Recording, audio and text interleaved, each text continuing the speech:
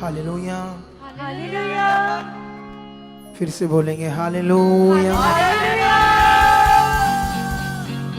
आप सबको जय मसीह की। Praise the lord and shalom. तो मेरा विश्वास है आज की मीटिंग आपके लिए बहुत अच्छी होगी, आमीन। बरकत से भरी होगी, आमीन। आशीष से भरी होगी। आमीन। अभी आप अपनी आंख बंद करो और आज के वचन के लिए प्रार्थना करो सारे लोग। धन्यवाद परमेश्वर आज के इस पवित्र दिन के लिए जो मेरी जिंदगी में मिला। आज परमेश्वर मैं विश्वास करता हूँ और आपसे मांगता हूँ कि जो वचन मैं सुनने जा रहा हूँ उसके लिए मेरी बुद्धि समझ खुल चुकी है। मुझे बड़ी अच्छी बुद्धि दे चुके हो ताकि तेरे वचन को, तेरे कलाम को मैं सुनूं, अपनी हृदय की पट्टियों पर लिख लूं और उन पर चलूं, और जो कुछ आपने बोला आज अपने दास के मुंह से वो मेरी जिंदगी में पूरा होगा। मैं खरा बन चुका हूं, वफादार बन चुका हूं, आज्ञाकार बन चुका हूं। शोर परमेश्वर मैं तेरे वचन को पूरा करूंगा, तेरे साथ चलूंगा, क्योंकि यही जीवन है। ऐसा आप मुझे बना चुके हो, ऐसा मुझे बदल चुके हो। आज तेरी जो सामर्थ यहाँ काम कर रही है वो मेरे जीवन में काम कर चुकी हो, ताकि तेरे वचन से मैं चलूं, तेरे वचन के अनुसार रहूं। ऐसा आप कर चुके हो यीशु नाम से। आमीन।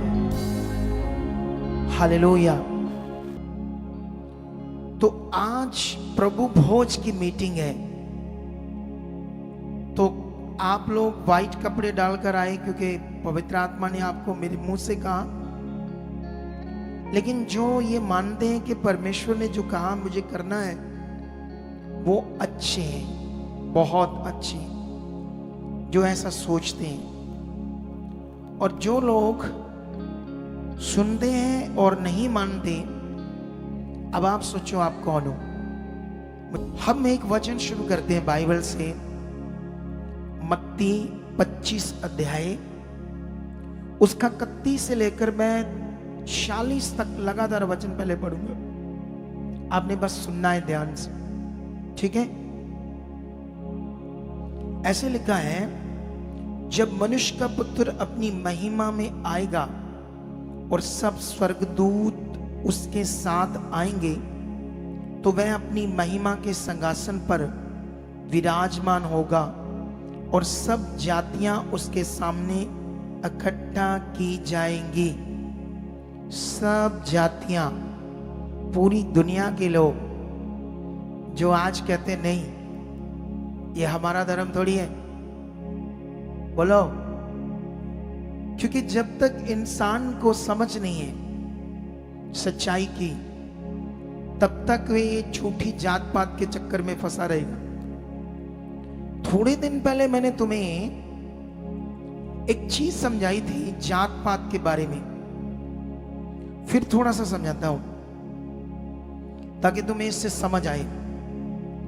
मान लो कोई भी एक धर्म है, हिंदू है या सिख है, कोई भी, क्योंकि क्रिश्चियनिटी में तो कोई जात पात होता नहीं, बोलो।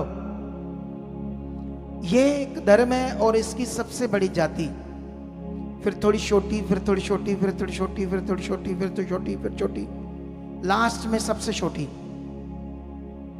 जो सबसे बड़ी जाति है, अगर हम उसके अंग, ऑर्गन चेक करें, फेफड़े, लीवर, किडनीज, हार्ट, सबसे बड़ी जाति वाले का तो बहुत अच्छा है उसका, रेड कलर का गुलगुले, ये अंग इतने अच्छे हैं उसके।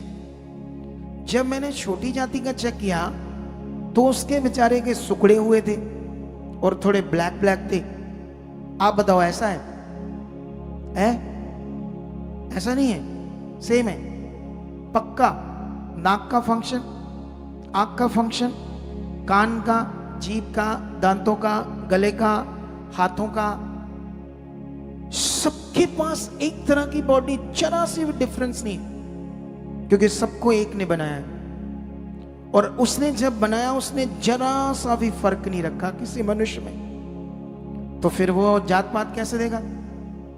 बोलो, किसी को बड़ी जाति क्यों बनाएगा? वो बेचारा बेचारा छोटी वाला कभी कभी अगर उसका ठीक ठाक काम हो गया, गाड़ी गुड़ी ले ली, वो शर्म का मारा बताएगा नहीं कि मैं छोटी जाति का हूं, छुपाएगा कि लोग क्या कहेंगे, यार तू छोटी जाति का है। अजीब सा गंदा विषय दुनिया में। कितनों को बात समझ आती है?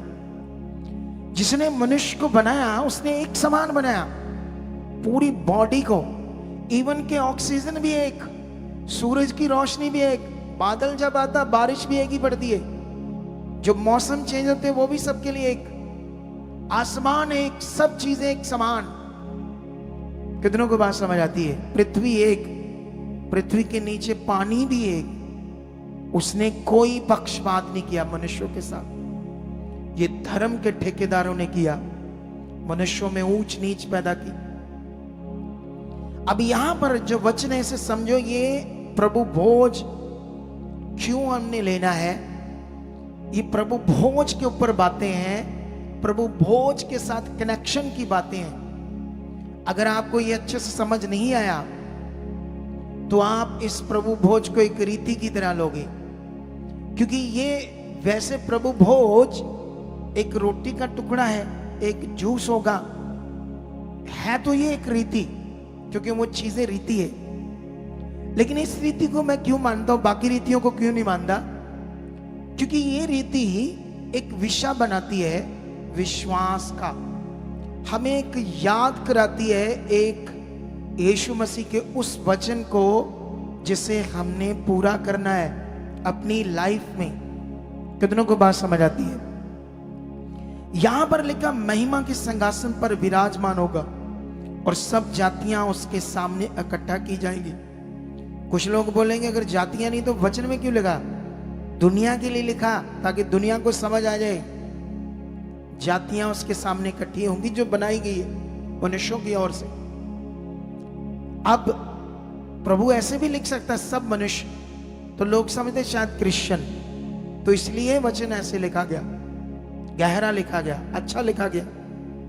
सब जातियां उसके सामने इकट्ठा की जाएंगी और जैसे चरवाहा भेड़ों को बकरियों से अलग कर देता है वैसे ही वह उन्हें एक दूसरे से अलग करेगा।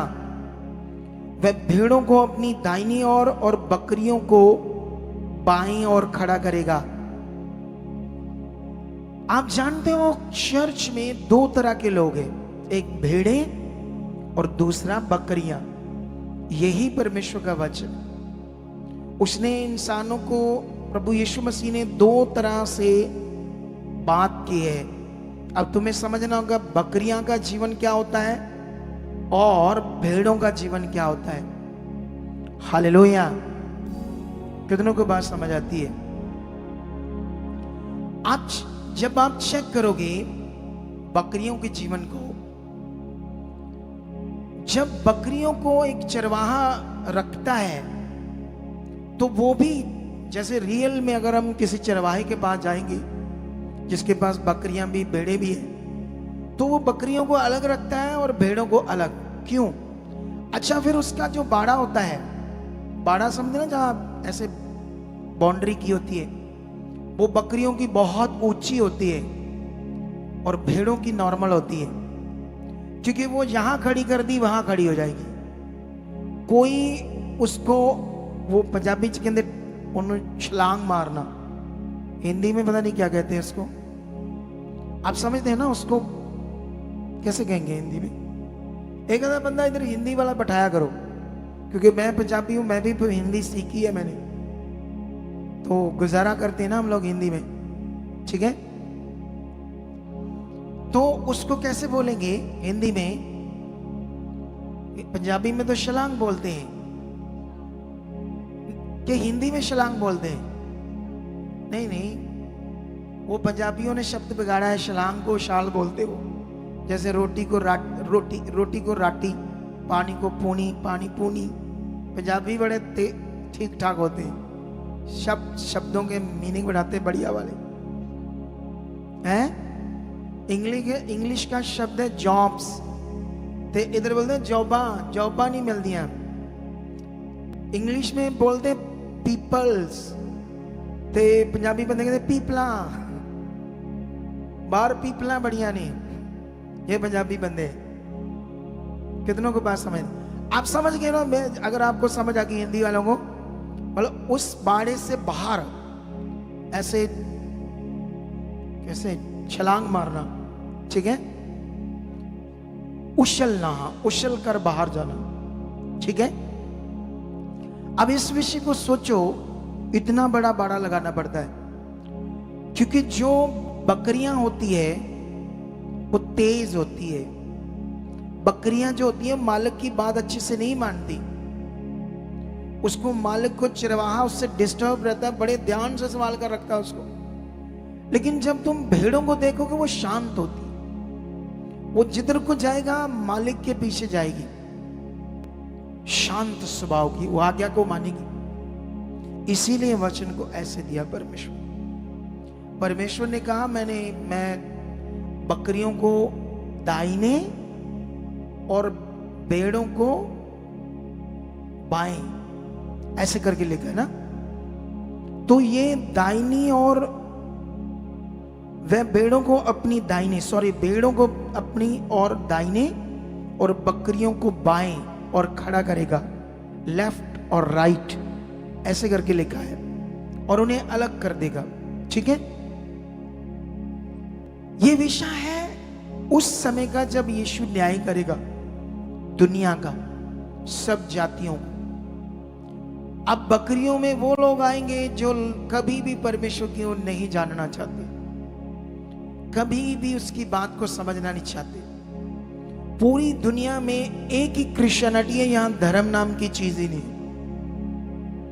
अभी एक मैं पॉडकास्ट देख रहा था, इंटरव्यू, प्रेस कॉन्फ्रेंस, उसमें कोई क्रिश्चियन बिशप था और वो बड़ा रौला पा रहा था कि ये जो अभी अगुए खड़े हुए ना, ये क्रिश्चियन नहीं है हमारे, इनको कहो जाओ पहले दिखाओ आपने धर्म कहां बदला है। बड़ा अजीब बंदा था, शैतान का बंदा था। अभी यीशु मसीह के भी विरोध में चला गया और कुछ बड़े बड़े अगुओं के खिलाफ बोल रहा था वो, क्योंकि किसका गुलाम है? क्योंकि बाइबल में लिखा अपने ही होंगे ना बीच में जो गड़बड़ करेंगे। आप जब यहां से टूटोगे तो यहां से ही तुम्हें कोई तोड़ेगा, कोई बाहर से थोड़ी तोड़ेगा, यहीं से तुम्हें कोई नेगेटिव करेगा। ऐसा होता है यहां, वैसा होता है यहां। कितनों को बात समझ आती है? और कच्चे मन वाले बात पर विश्वास कर लेते हैं, लेकिन जो भरोसा रखने वाले हैं वो कभी भी किसी पर विश्वास नहीं करते। हालेलुया। तो ये न्याय की बात हो रही है, और प्रभु भोज जो है वो एक तैयारी है, तैयारी को याद रखना है। प्रभु भोज करते समय जानते हम कितना बड़ा विश्वास करते हैं और किस विषय को याद करते हैं, किस विषय को अपने आप को बनाते हैं। अगर ये पता नहीं है एक रोटी है, जूस है, चल नहीं पाना, चलिए हो गया प्रभु भोज, ऐसे करके सिर्फ बात, तो वो शरीर है, शरीर। हम आगे बढ़ते, क्या लिखा 34 में लिखा, तब राजा अपनी दाहिनी ओर वालों से कहेगा, हे मेरे पिता के धन लोगों। जो भेड़े दाहिनी ओर के लोग होंगे वो कहेगा, हे मेरे पिता के धन्य लोगों। तुम दाहिने ओर के लोग बनना चाहते हो, जहां यीशु मसीह ये बात कहे, हे मेरे पिता के धन्य लोगों, तुम इस लिस्ट में जाना चाहते हो जब बाएं ओर की लिस्ट में जाना चाहते हो? बोलो। और उसके बाद आगे लिखा, आओ उस राज्य के अधिकारी हो जाओ जो जगत के आज से तुम्हारे लिए तैयार किया गया। क्योंकि मैं भूखा था, तुमने मुझे खाने को दिया, मैं प्यासा था, तुमने मुझे पानी पिलाया, मैं परदेसी था और तुमने मुझे अपने घर में ठहराया, मैं नंगा था और तुमने मुझे कपड़े पहनाए, मैं बीमार था और तुमने मेरी सुधि ली, मैं बंदीगृह में था और तुम मुझसे मिलने आए। तब धर्मी उसको उत्तर देंगे, जो धर्मी दाएं तरफ के लोग होंगे, जो भेड़े होंगी, उन्होंने एक क्वेश्चन किया पूछने के लिए बात को, क्योंकि क्लैरिफिकेशन के लिए, हे प्रभु, हमने कब तुझे भूखा देखा और खिलाया, या प्यासा देखा और पानी पिलाया? हमने कब तुझे परदेसी देखा और अपने घर में ठहराया, या नंगा देखा और कपड़े पहनाए? हमने कब तुझे बीमार या बंदीगृह में देखा और तुझसे मिलने आए? तब राजा उन्हें उत्तर देगा, मैं तुमसे सच कहता हूं कि तुमने जो मेरे इन छोटे से छोटे भाइयों में से किसी के एक साथ किया, वह मेरे ही साथ किया। तब वह भाई और तब वह बाएं और वालों से कहेगा कि हे शापित लोगों, मेरे सामने से उस अनंत आग में चले जाओ जो शैतान और उसके दूतों के लिए तैयार की गई है। क्योंकि मैं भूखा था और तुमने मुझे खाने को नहीं दिया, मैं प्यासा था, तुमने मुझे पानी नहीं पिलाया, मैं परदेसी था और तुमने मुझे अपने घर में नहीं ठहराया, मैं नंगा था और तुमने मुझे कपड़े नहीं पहनाए, मैं बीमार और बंदीगृह में था और तुमने मेरी सुधि नहीं ली।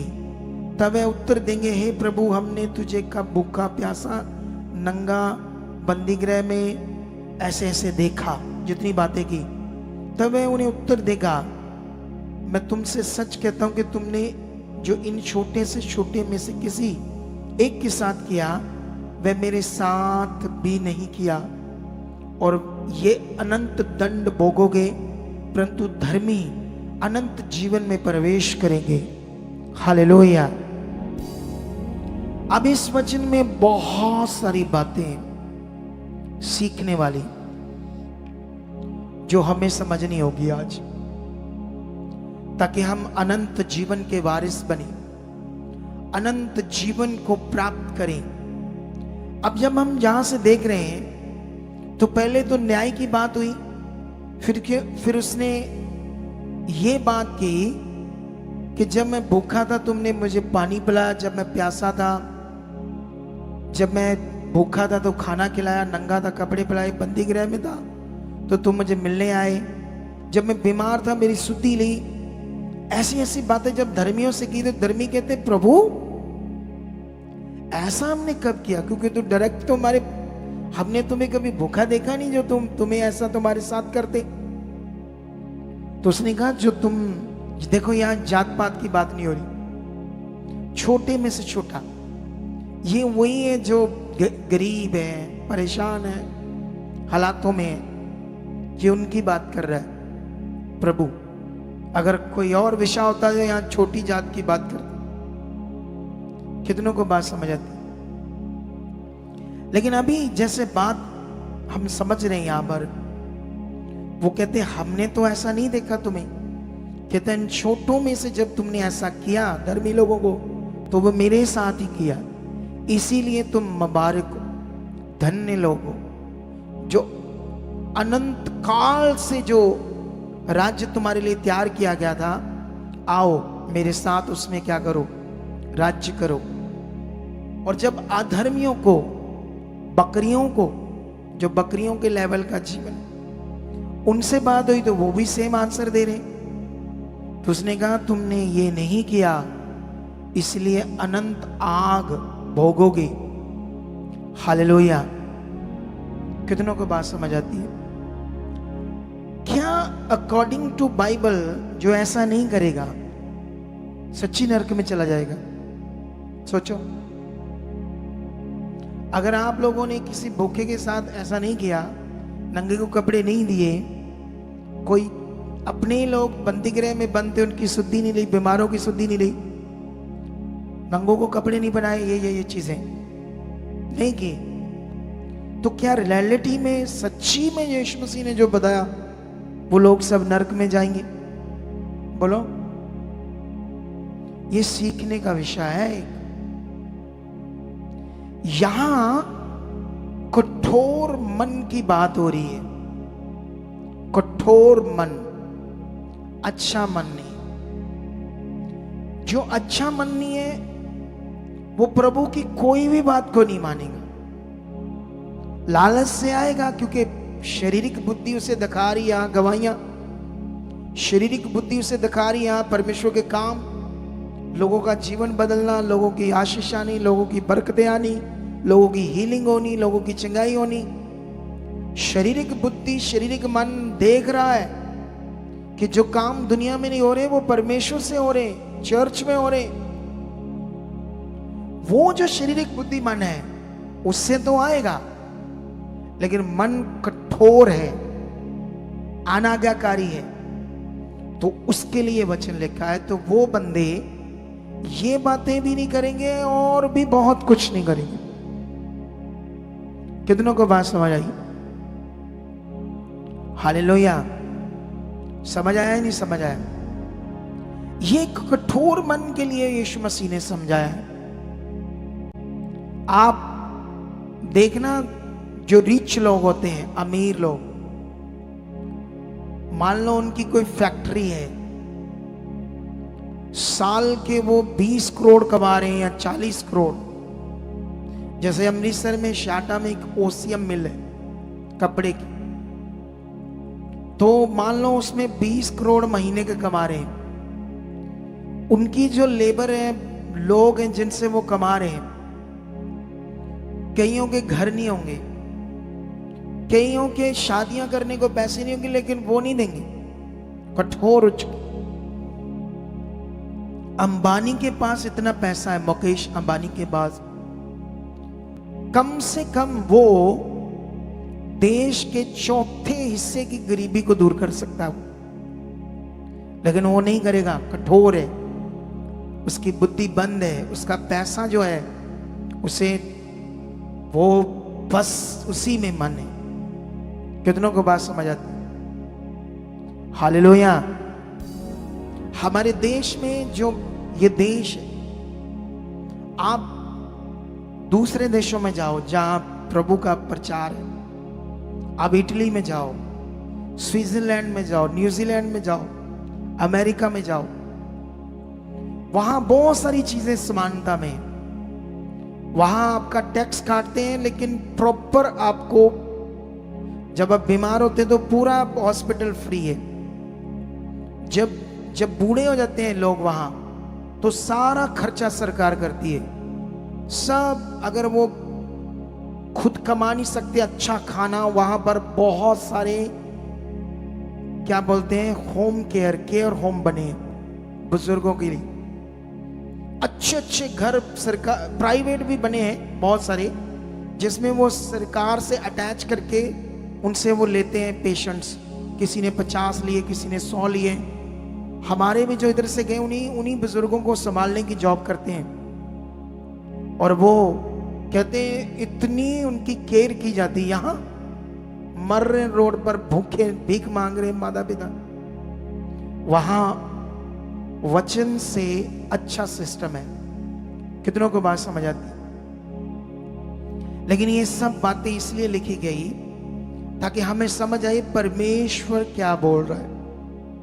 परमेश्वर बकरियां और भेड़, दो तरह के लोगों की बात कर रहा है। चालाक लोग बुद्धि में अपना सिस्टम देखेंगे, कभी वचन पूरा नहीं करेंगे। बाइबल के अंदर एक विधवा, जब बीज बोने की बात उसको समझ आई, तो उसके पास 2 अठन्नियां, 2 तेलियां अठन्नियां, उसने क्या किया, सारा उसके पास वही था, वही डाल दिया। अब भला मन है, भेड़ है प्रभु की, आज्ञा मानने वाली भेड़ है।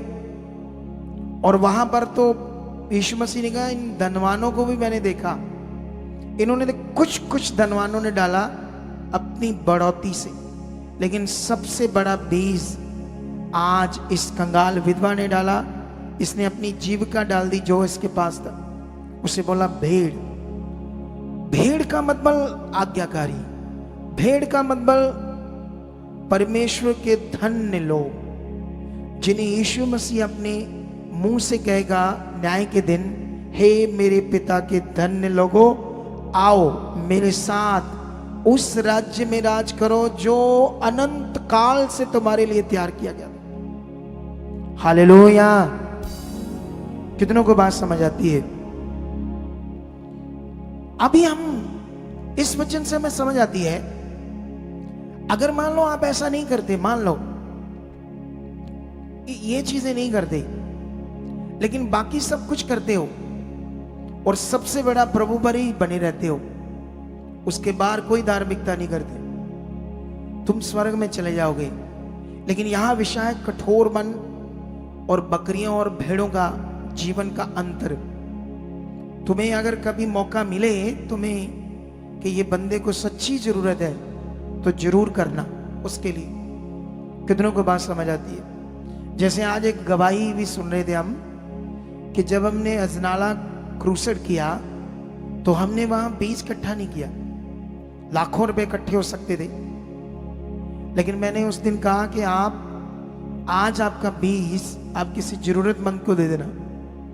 लेकिन उन्होंने सोचा कि किसको देंगे, क्योंकि पता नहीं भीख मांगने वाले तो बड़े नशेड़ी होते और बहुत भीख मांग मांग कर इकट्ठा कर करके पैसे नशे करते, तो किसकी मदद करें? ये तो मेरे पैसों को नशा कर जाएगा, कुछ गलत यूज करेगा।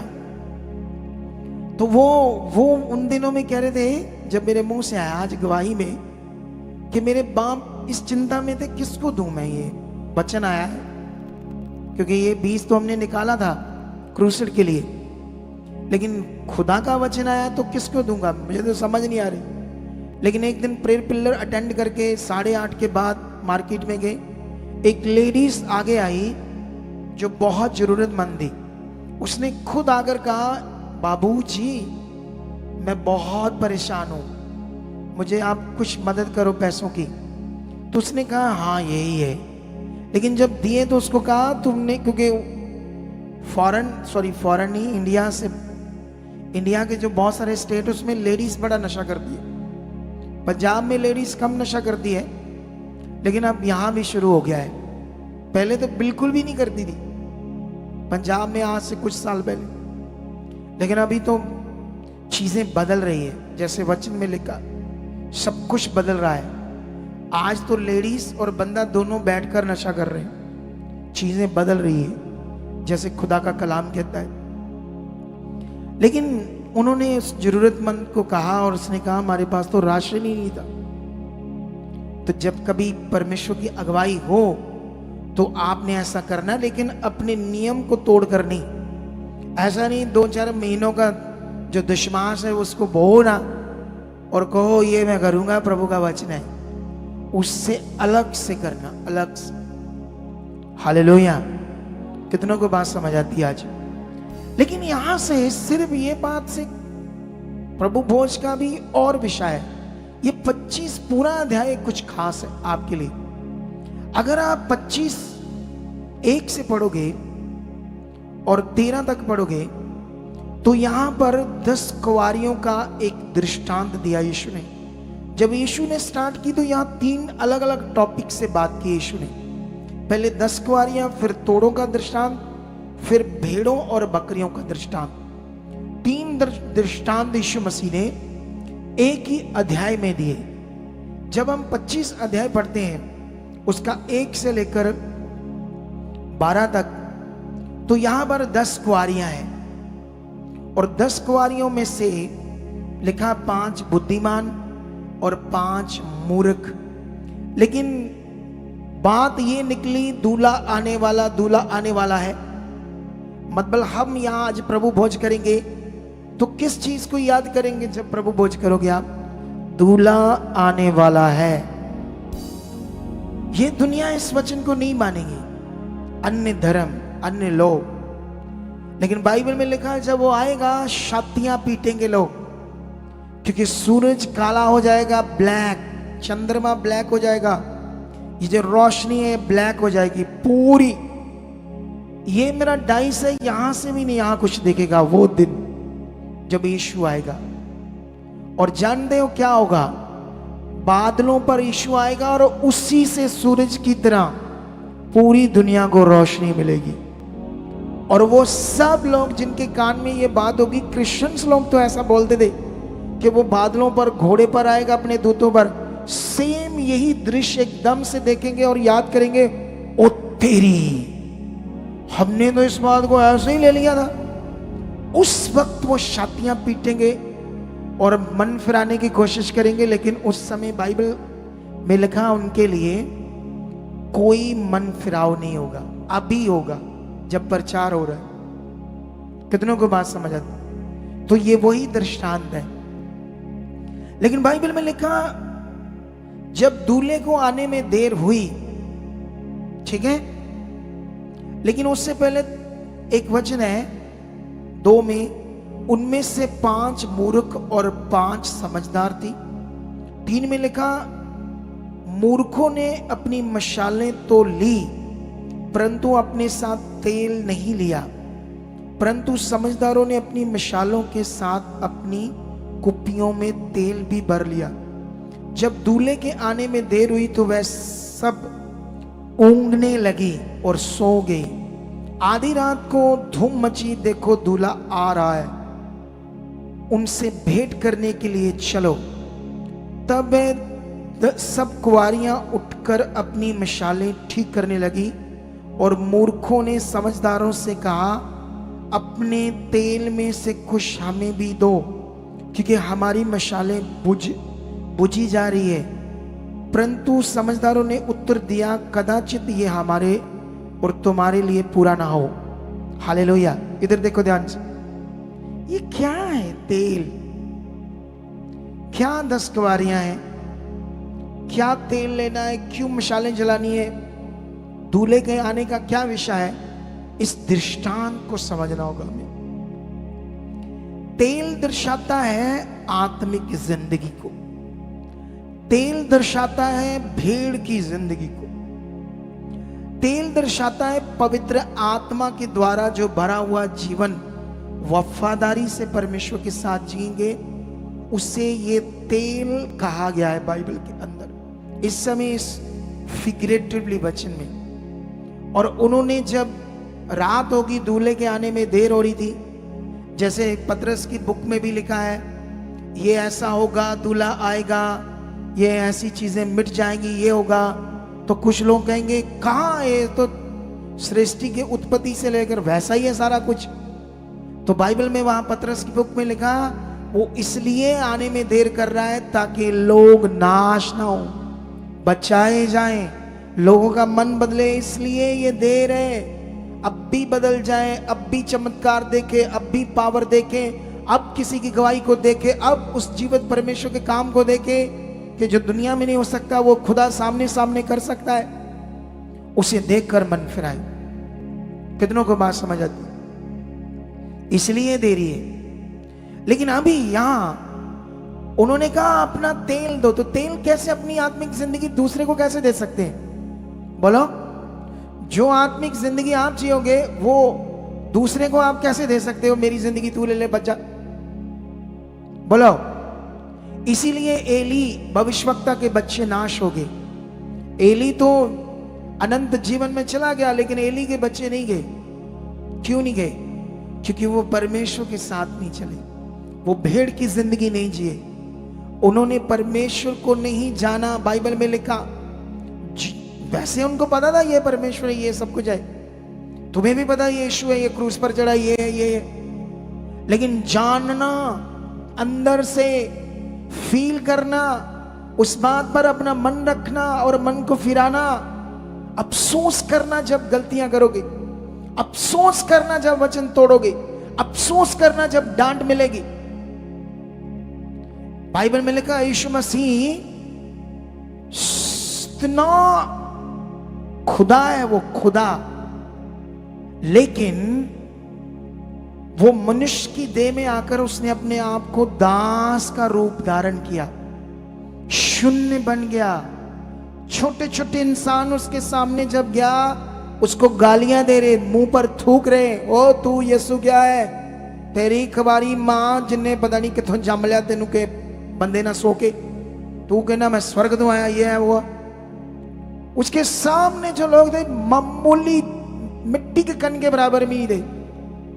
वो दास बना, वो जरा सेवा के लिए।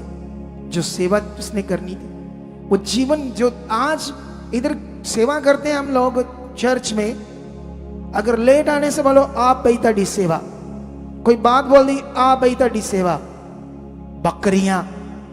बकरियों का जीवन है, बोलो भेड़ों का जीवन नहीं है ये। भेड़ों का जीवन वो था जिन्होंने डंडे खाए, आरों से चीरे गए और मुंह नहीं खोला और धन्यवाद किया, उनकी बचाव के लिए प्रार्थना की, क्योंकि वो जान गए थे सच्चाई क्या है। ये गुलाम है और हम आजाद हैं, ये जानते नहीं। यीशु मसीह ने इसने कहा हे पिता इन्हें माफ कर, क्योंकि ये जानते नहीं ये क्या कर रहे हैं। हम ऐसा कहां कर रहे हैं? हम तो भेड़ों की जीवन के बारे में समझ ही नहीं रखते। हमारी तो जिंदगी बकरियों वाली है। दो तरह के लोग हैं, ये यीशु ने कहा है। लेकिन यहां पर उसके बाद क्या होता है जब वो आत्मिक जिंदगी ना जीने वाली मूर्ख, अब ये दृष्टांत है जिससे हमें समझना है ताकि हम समझकर अपने मन फिरा सकें। अब मुझे ये बताओ, आप यहां लेने क्या आए हो? देखो, आप जीवन लेने आए हो, आप छुटकारा लेने आए हो, आप प्रभु से सब कुछ अच्छा चाहते हो। तो जो अच्छा चाहते हो वो जो कह रहा है वो तो करते नहीं, तो अच्छा कैसे होगा? एक सिंपल बात नहीं आप समझ रहे।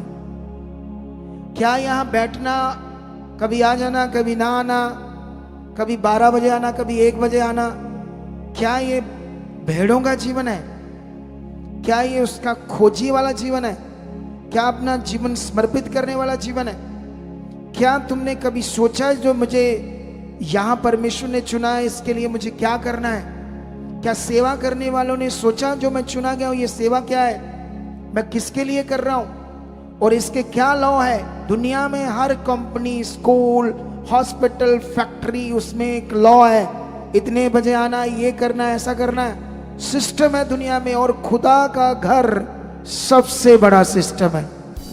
यीशु मसीह ने कहा ये प्रार्थना का घर है। तुम इसे डाकुओं की खो बनाओगे, बिजनेस बनाओगे।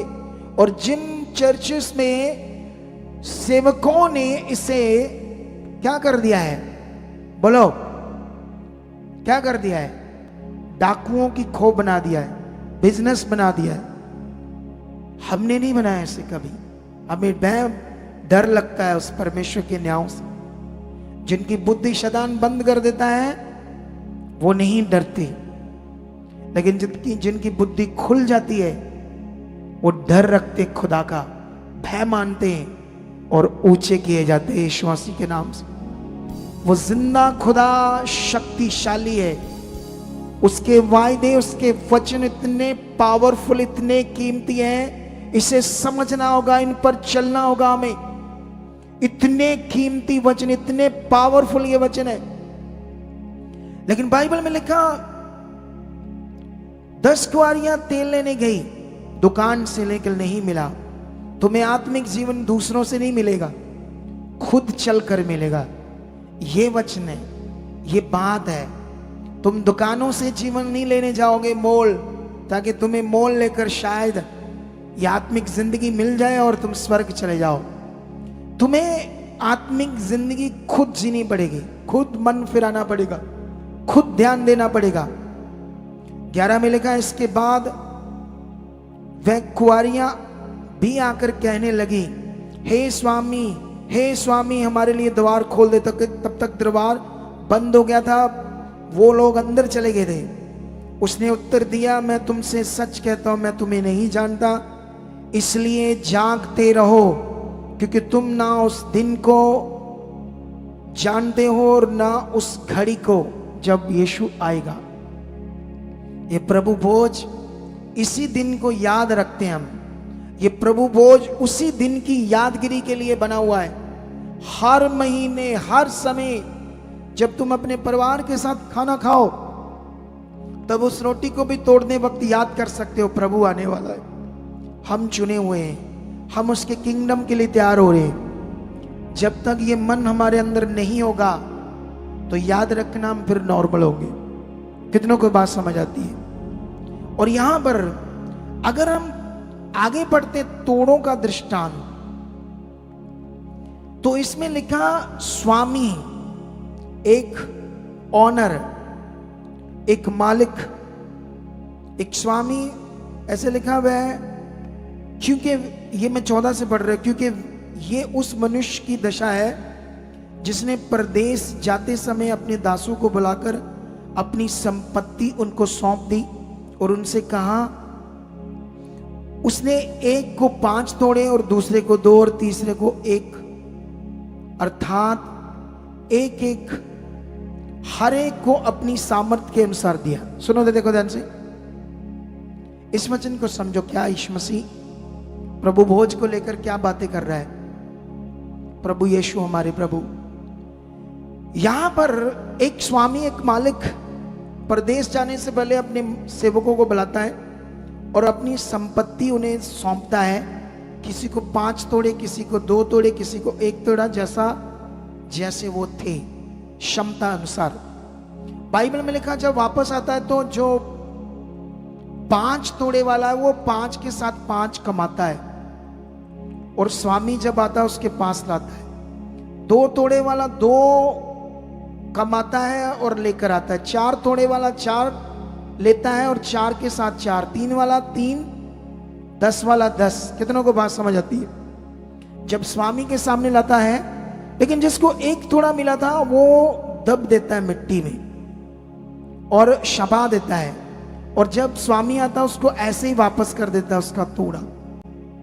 लेकिन जो 5 तोड़े देता है वापस कमाकर, उसके बारे में क्या लिखा 21 में? उसके स्वामी ने उससे कहा, धन्य है हे अच्छे और विश्वास योग्य दास, तू थोड़े में विश्वास योग्य रहा, मैं तुझे बहुत वस्तुओं का अधिकारी बनाऊंगा।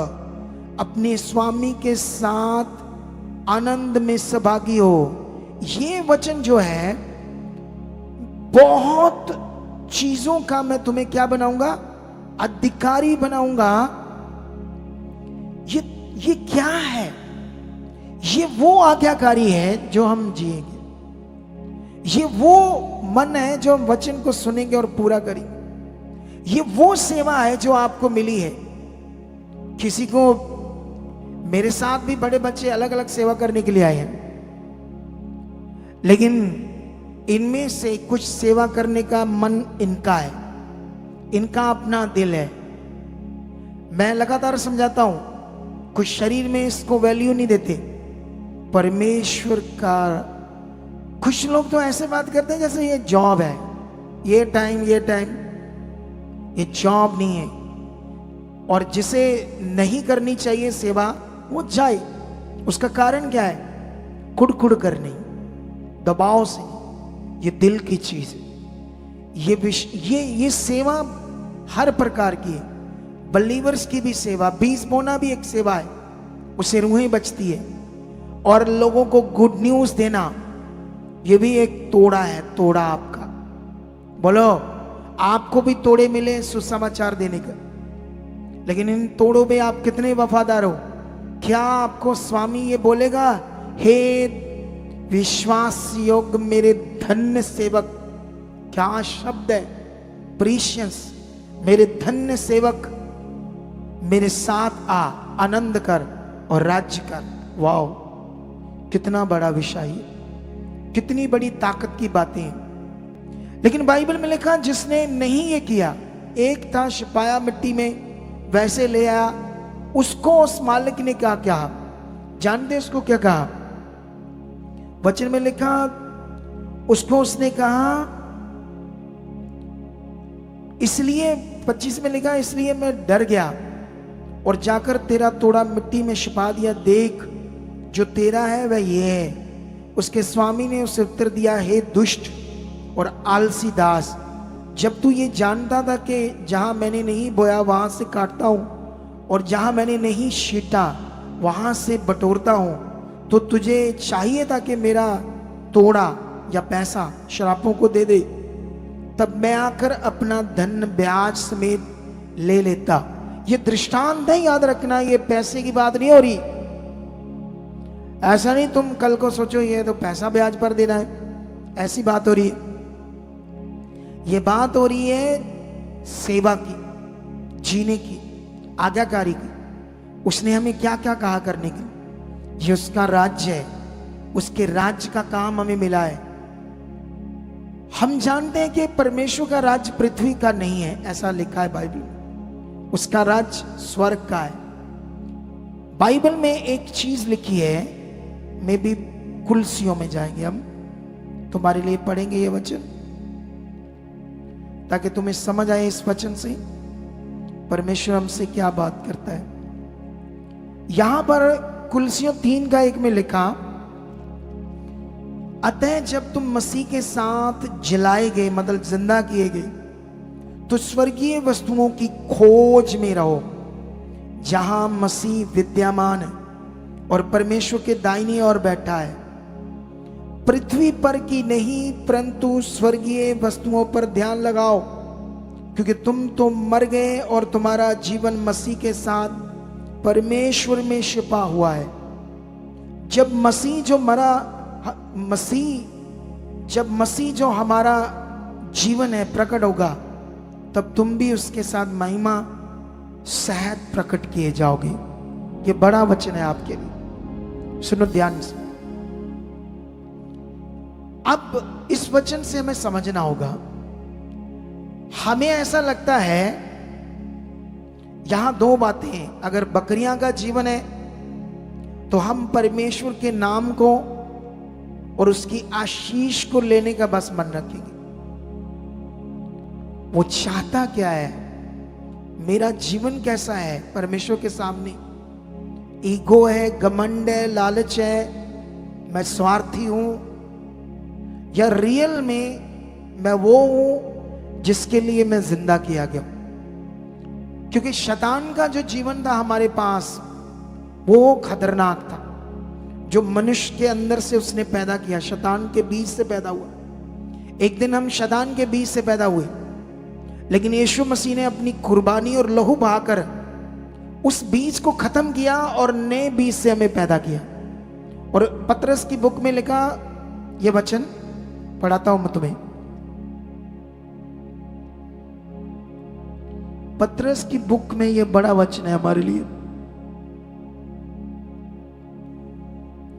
लिखा। पहला पतरस 1:23 में लिखा, तुमने नाशवान नहीं परंतु अविनाशी बीज से परमेश्वर के जीवते और सदा ठहरने वाले वचन के द्वारा नया जन्म पाया है। हालेलुया। आदम और उसकी पत्नी के अंदर शैतान अपना बीज ले आया, पाप का। वो क्या है? शैतान का बीज ये दुनिया पर मन लगाओ। ये दुनिया तुम्हारी है, ये घर, कोठियां, चीजें, रात दिन सोच बनाओ। हालेलुया। लेकिन खुदा का जो जीवन हो वो मत जियो। खुदा की ओर तुम्हारा दिल नहीं चाहिए, उसकी इच्छा तुम्हारी जिंदगी में नहीं होनी चाहिए। सुसमाचार देना परमेश्वर चाहता तुम्हारी जिंदगी से, हर एक के जीवन से। और ये तुम्हारे जीवन में 1 आधा घंटा रोज होना चाहिए, रोज प्रार्थना होनी चाहिए। मैं सुसमाचार दे रहा हूं, प्रभु रास्ते तू खोल रहा है, यूज मुझे कर रहा है। जैसे उस बच्ची ने बोला जो आईपीएस ऑफिसर बनना चाहती है, उड़ीसा से आई है, जिसको परमेश्वर ने लाखों बच्चों में से, हजारों बच्चों में से तीसरे रैंक में एडमिशन दी, एक पावरफुल तरीके से, जो सिस्टम से बाहर था, लेकिन ग्रेस से हुआ, पावर से हुआ, सामर्थ से हुआ, परमेश्वर पर मन लगाने से हुआ। उसने अपने बाप को कहा, पर खुदा के दास ने कहा वो सामने करेगा तुम्हें, परमेश्वर खुद जरूरतमंद को सामने करेगा। लोगों को बचाना काम भी परमेश्वर का है, लेकिन वो मनुष्य यूज करता है, वो आत्मा है परमेश्वर, वो खुद आकर काम नहीं करता, हमें यूज करता है वो। जब हमारा दिल होगा, जब हमारा मन होगा अच्छा वाला। कितनों को बात समझ आती है? सुसमाचार देने में रोज दिल चाहिए, आज्ञाओं को मानने में रोज दिल चाहिए, परमेश्वर का भय मानना रोज चाहिए, उसकी मर्जी में चलना ये दिल रोज चाहिए। ऐसे जन कभी दबे नहीं जाएंगे, ऐसे जन कभी पीड़ा में नहीं रहेंगे। अशांति में नहीं रहेंगे और गरीबी में भी नहीं रहेंगे, हालातों में भी नहीं रहेंगे। और उनकी आशीषें ऐसा नहीं लॉन्ग टाइम तक लेट हो जाएंगी। ऐसे नहीं किसी के पास बच्चा नहीं है, कुख बंद है और वो तरस रही है अब्राहम की पत्नी की तरह, कब होगा मेरा बच्चा। एक भी बच्चा उसके पास नहीं है, 20 साल सोचती होंगे नहीं है। वो ऐसे जन कभी पीछे नहीं रह सकते क्योंकि वो जिंदा खुदा है, उसके लिए कोई काम कठिन नहीं है। कितनों को बात समझ आती है आज? ये दर्शाता है, हे मेरे धन्य दास, विश्वास योग दास, मेरे साथ अधिकार का जीवन जी, तुम्हें मैं सब चीजों का अधिकारी बनाऊंगा। अगर तुम जियोगे तो चीजें तुम्हारे पीछे आएगी। तुम्हारा एक घर मैं तुम्हें 2 भी दे सकता हूं अगर तुम मेरी खोज में रहो तो। मेरी खोज में यूसुफ रहा, मैंने उसे प्रधानमंत्री बना दिया, देशों को मैंने उसको नमूना बना दिया कि उस जैसा दुनिया में कोई ऐसा जन नहीं है। मैंने सुलेमान को ऐसा बना दिया, मैंने दाऊद को ऐसा बना दिया। मूसा को आज तक पृथ्वी पर लोग याद कर रहे हैं क्योंकि वो मेरी खोज में थे, वो मेरी इच्छा में थे। जो खोजी होंगे वो सबसे पहले आकर बैठेंगे। जो भेड़ें होंगी, जो बकरियों का जीवन होगा, सुनेंगे और फिर चले जाएंगे। एक छोटा सा काम तुमसे नहीं होता, व्हाइट कपड़े डालना, एक अगुए की बात को मानना जिसके द्वारा तुम्हें जीवन मिलना है, जिसके द्वारा तुम्हारी हीलिंग होनी है, जिसके द्वारा तुम्हारे जीवन की बढ़ोतरी होनी है। उसकी एक छोटी सी बात, तुम कपड़े नहीं डालते व्हाइट प्रभु भोज के दिन, तो बाकी चीजें कैसे करोगे आप? और ऑप्शन तुम्हारे पास कोई नहीं है जीवन प्राप्त करने की इस दुनिया में, अपने घर को बचाने की और इस जीवन को बचाने की कोई ऑप्शन नहीं है तुम्हारे पास। यही रास्ता है जिस पर तुम्हें चलना होगा, पकड़ना होगा इन बातों को। जितना मर्जी अपने आप को लेट करो, ये तुम्हारे ऊपर है। बाइबल में ये जो बात लिखी है, तुम्हारा जीवन यीशु मसीह में छिपा है, ना कि किसी पास्टर में। कितनों को बात समझ आती है? आजकल लोगों ने यीशु मसीह बना दिया, लोगों ने यीशु मसीह की तरह पास्टर को बना दिया। बहुत श्रापित हो जाएंगे, रियलिटी श्रापित हो जाएंगी। कितनों को बात समझ आती है? मुझे याद आया, मैं एक बहन से मिला, कुछ लोग हमारी मिनिस्ट्री से टूट गए थे, शैतान ने तोड़े होंगे, जिनके मन आगे पीछे होंगे। किसी अगुए के पास गए तो उसने ना उनको ये शिक्षा दी, ये यूहन्ना बपतिस्मे देने वाले की। तो यूहन्ना बपतिस्मे देने वाले का समझाया होगा कुछ उसने थोड़ा बहुता। तो हमारी बहन को मिलकर कहती, अखा खोलियां ऐसा ने तो कभी दसिया नहीं सानू यूहन्ना बपतिस्मे वाले बारी है, उन्हें तो पता ही नहीं यूहन्ना बपतिस्मा वाला कौन है। उसकी आंखें बंद होगी बेवकूफ की, बेचारी की। यूहन्ना बपतिस्मा देने वाले की मैं बात शेयर करूं, उसमें तुम्हारे जीवन के लिए कोई भी बात नहीं बा। वो वाली बात जहां उसका सिर कटा, वो वाली समझाई होगी उनको बात। अब यूहन्ना का सिर काट दिया हेरोदेस राजा ने, क्योंकि उसने उसके विरोध में बात की कि तूने अपने भाई की पत्नी को रखा है तो ये उचित नहीं है उसकी पत्नी को रखना। और ये बात जो उसकी भाई की पत्नी थी, वो खुद उसका रिश्ता था किसके साथ? हेरोदेस राजा के साथ, उसके भाई के साथ, अपना जेठ कह लो या देवर कह लो, कोई भी दोनों में से उसका रिश्ता था। लेकिन उसको भी यूहन्ना बड़ा बुरा लगता था कि ये क्यों ऐसी बात करता है। और बाइबल में लिखा, जब एक दिन हेरोदेस के राजा का जन्मदिन था और उसकी बेटी खूब नाची, नृत्य किया उसने, तो हेरोदेस खुश हुआ। उसने उस बेटी से कहा, मांग क्या मांगती है, तुम्हें मैं आधा राज्य तक दे दूंगा। लेकिन उसने जाकर अपनी मां से कहा, मैं क्या मांगू? उसने कहा, यूहन्ना का सिर मांग, और उसने काट दिया। ये समझाया होगा। इसमें तुम्हारे लिए क्या शिक्षा है बोलो? यहां तो हेरोदेस की क्रूरता है, हेरोदेस गलत था, यूहन्ना तो राइट था, उसकी क्रूरता है। तुम्हारे लिए यहां क्या है? कोई खास बातें नहीं है तुम्हारे लिए। इसलिए जो बातें तुमने पकड़नी है मैं वो तुम्हें समझा रहा हूं। कहती हमको तो कुछ समझाया नहीं यूहन्ना के बारे में।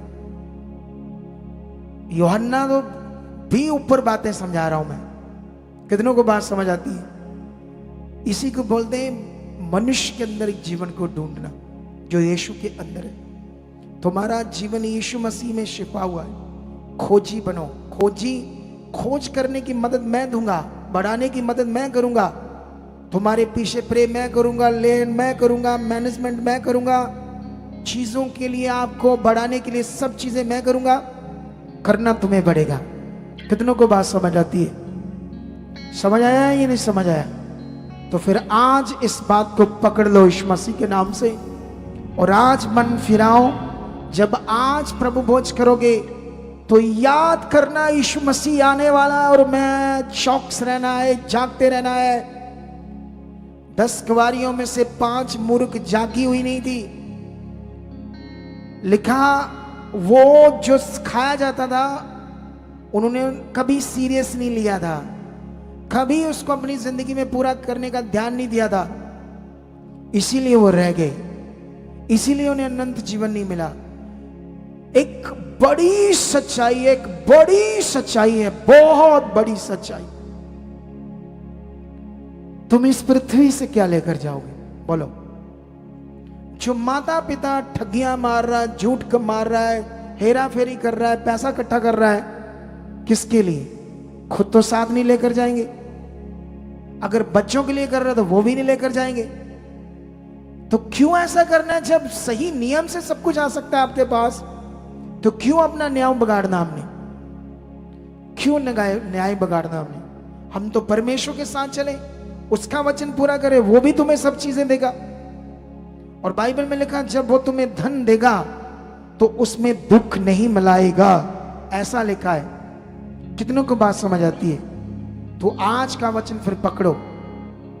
बहुत बकरियां रह जाएंगी स्वर्ग से वंचित, जो लोग सीरियस नहीं है। उसने लिखा सब जातियां। कितनों को बात समझ आती है? एक चीज याद रखो, अपने कार्ड बनाओ। ये भी आत्मा से बोल रहा हूं मैं तुम्हें। तुम्हारी अटेंडेंस लगनी चाहिए, हमें पता चलना चाहिए कौन आया कौन नहीं आया, ताकि सही समय आपको बचाव के लिए हम मेहनत कर सके, तुम्हें कॉल कर सके, भाई क्यों नहीं आए, क्या कारण हुआ है।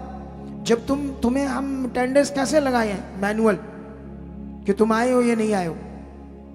अरे तुम्हारी रूह बचाने के लिए लाखों रुपए का सिस्टम खड़ा किया हमने, मेहनत खड़ी की है, ताकि सही समय जब शैतान के किसी कारण से तुम रुको, 1-2 बार नहीं आए तो हम तुम्हें उत्साहित करके फिर जोड़ सके प्रभु से, ताकि तुम्हारा रूह नाश ना हो। ये मेहनत है हमारी, और बड़ा स्ट्रगल है, बड़ी मेहनत है। कितनों को बात समझ आती है? मैंने ना एक गवाही सुनी थी ऑनलाइन, किसी के पॉडकास्ट से।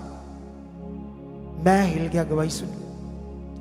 एक बंदा दूसरे स्टेट से 500-700-1000 किलोमीटर दूसरे स्टेट में गया, क्योंकि वहां जो पॉडकास्ट होता था उसको लाखों लोग देखते थे, इसलिए गया। उसने जब गवाही दी तो वो कहता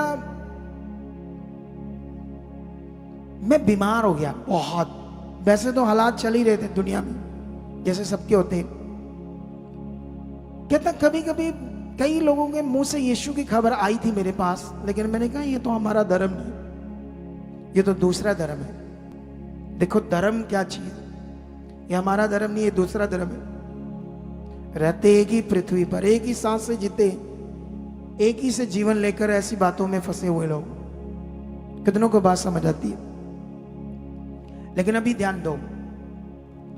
वो कहता मेरे ना पता नहीं दूसरे देश में था वो, उसके पेट में दर्द रहने लगा, डॉक्टर से दवाई खा रहा है, दर्द जा नहीं रहा।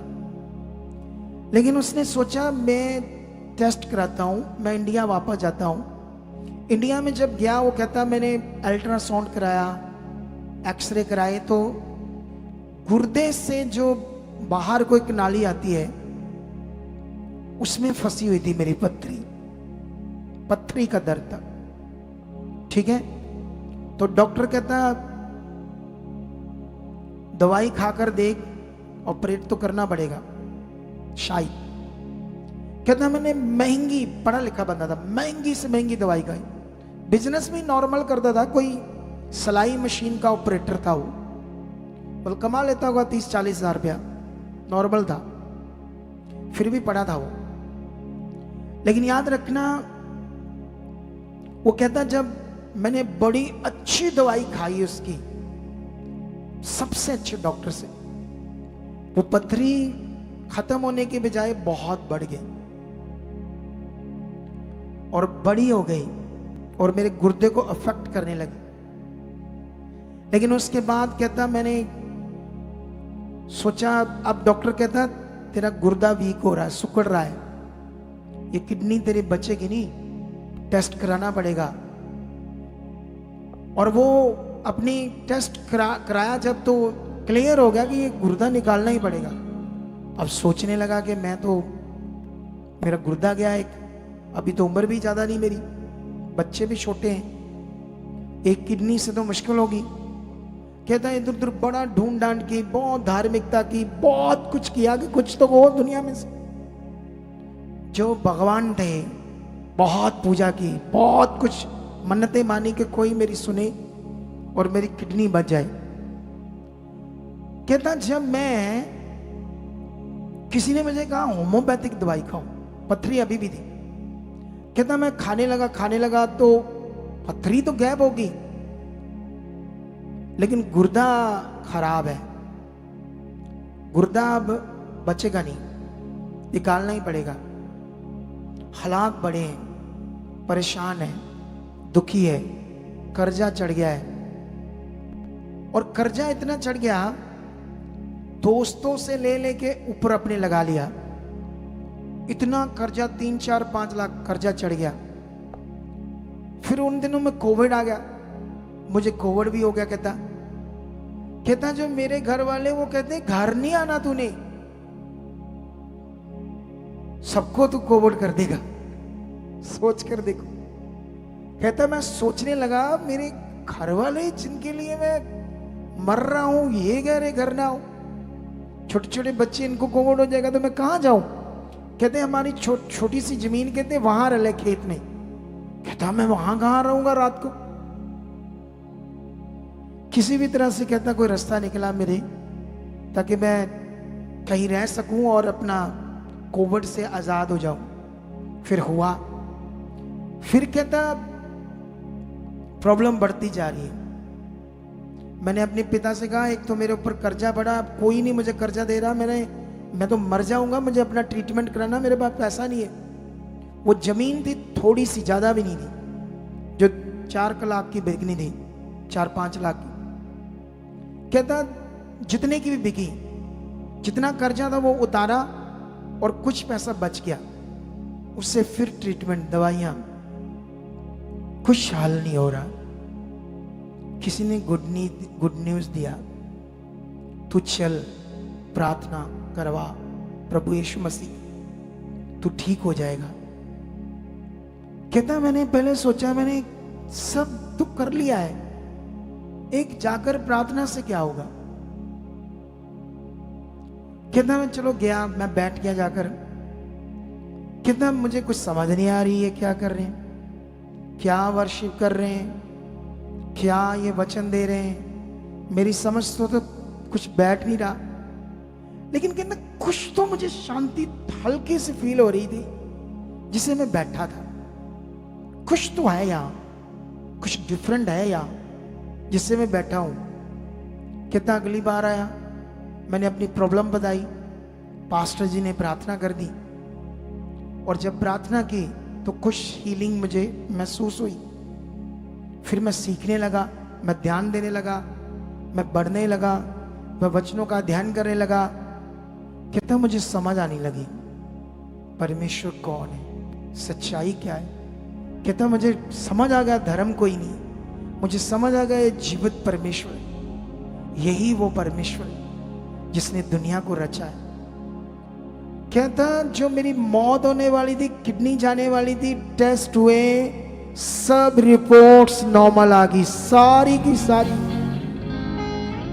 गवाही तो इससे भी बड़ी याद देते हैं हम, लेकिन मैं जिस चीज से इम्प्रेस हुआ वो बड़ी बात उसकी पता क्या थी, वो अपना किराया खर्च के 1000 किलोमीटर एक जगह पर गया जहां पॉडकास्ट होता था, वहां गवाही दी, क्योंकि वो गवाही लाखों लोगों में जानी थी। इसलिए उसने कहता मैं गवाही दे रहा हूं, मेरी गवाही से कोई 2, 4, 5, 10 लोग भी नहीं बचेंगे, मैं इसी से धन्य होऊंगा। मैंने कहा तेरी इतना बड़ा दिल है इसके पास। तो इधर गवाहियां बनती इससे भी बड़ी, टीम कॉल करती है आपकी गवाही बनी है संडे देनी, ਸਾਡੇ ਕੋਲ ਟਾਈਮ ਨਹੀਂ ਹੈਗਾ, ਸਾਡਾ ਵਿਆਹ ਹੈ, ਸਾਡਾ ਉੱਥੇ ਕੰਮ ਆ, ਸਾਡੀ ਬੀਬੀ, ਸਾਡਾ ਪਾਪਾ, डंडा, सोटी, पत्ती, चाय, पता नहीं क्या क्या दिमाग है इनका। बकरियां, ये बकरियों का जीवन है। मैं इम्प्रेस इस बात से था, बंदा इतनी दूर गया गवाही देने के लिए और कह रहा मैं धन्य ठहरूंगा अगर 5-10 लोग भी मेरी गवाही सुनकर मन फिराएं और बच जाएं। तुम्हें कितनी गवाही देनी चाहिए उस जिंदा खुदा की, कितना उसके लिए जीना चाहिए। जब यही जीवन नहीं है तो हालात है, इसीलिए मायूस, इसीलिए अजीब सा जीवन है, क्योंकि अभी खुला नहीं मन उसके लिए, उसकी समझ नहीं आई वो कौन है जिसने तुम्हें पैदा किया है। और मैं विश्वास करता हूं आज से तुम लोग अपना मन फिराओगे और आगे बढ़ोगे और उसके लिए जियोगे यीशु मसीह के नाम।